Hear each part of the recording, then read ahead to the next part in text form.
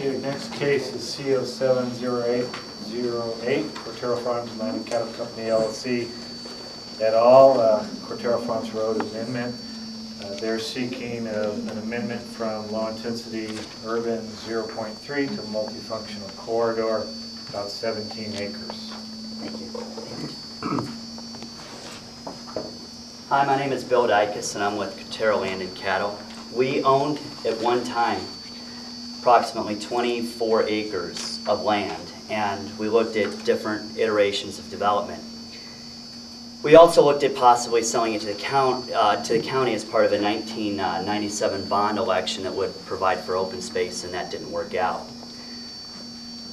When we bought the property, obviously we saw land to the east and to the south that is medium density residential, and the logical conclusion would be that this would also be medium density residential. What wound up happening is we wound up having talks with certain environmental groups who talked about the importance of certain vegetation that's on the property in regard to the conservation land system. So a certain amount of the land, it became quite apparent, would need to be set aside for conservation because of the large saguaros, amount of saguaros, and ironwood trees. During the process, we wound up meeting with a church buyer, and a church wound up buying from us 5.4 acres, and they are planning to put a church in. So we're at a crossroads of what to do, and it is our opinion that more planning is better than less planning. So we've applied to the comprehensive plan system in order to get a change of land intensity use so that we can have a development that would be consistent with the neighbors down here, realizing that there would be quite a bit of land set aside for conservation. The current LIU is one house per 3.3 acres.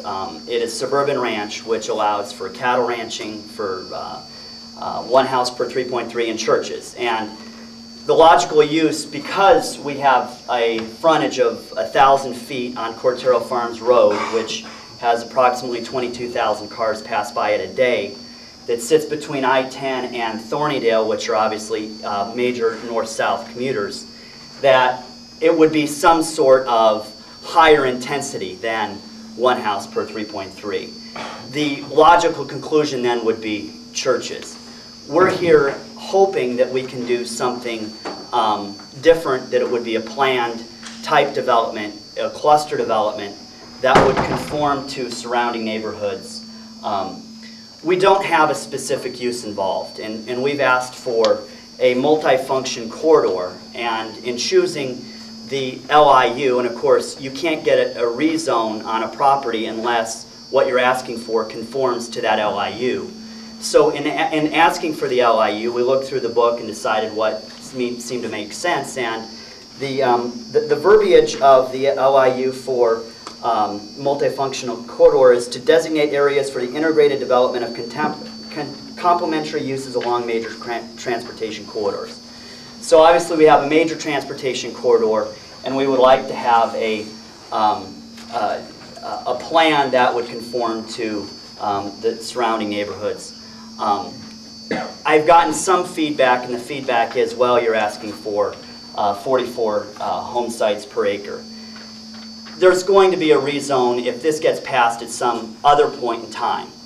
We know that McDonald's is not palatable. We know that 44 homes per acre is not palatable. We know that apartments aren't palatable.